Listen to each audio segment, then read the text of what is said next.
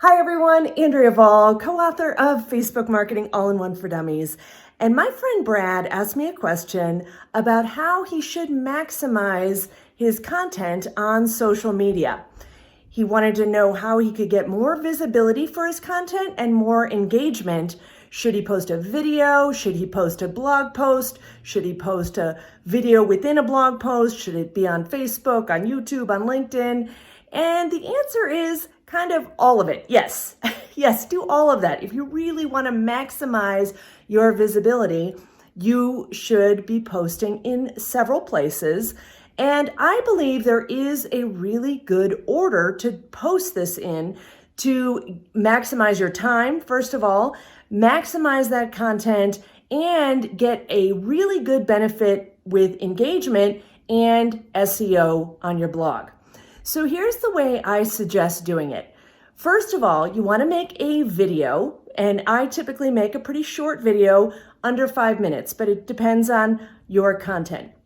And then you're going to have that video available. And what I typically do is I upload it to splashio.com so that that video can get subtitles on it, because I think that is important in today's day and age. People are watching videos without the sound on. So that takes about 24 hours, and there are definitely different ways you can add subtitles to it. I just find that Splashio looks really cool, and it is branded and all kinds of great stuff, but there's other ways to add subtitles as well. So it takes about 24 hours, and that gives you some time to work on the blog post.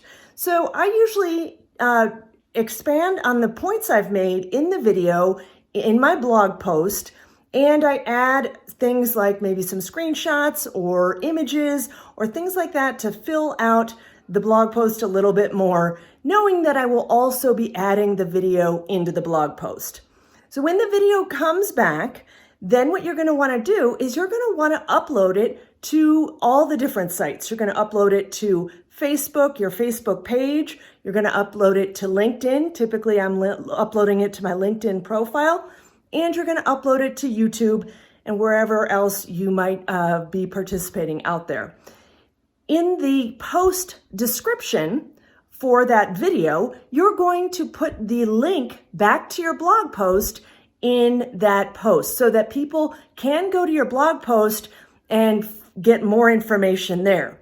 So that's a really great trick. And then when you upload the video to YouTube, you're also going to embed that YouTube video into your blog post at the same time. So now what's happening is you're getting a pretty big hit with that video engagement. That's what I find is the best to post first, because that gets a little bit more organic engagement on the social channels.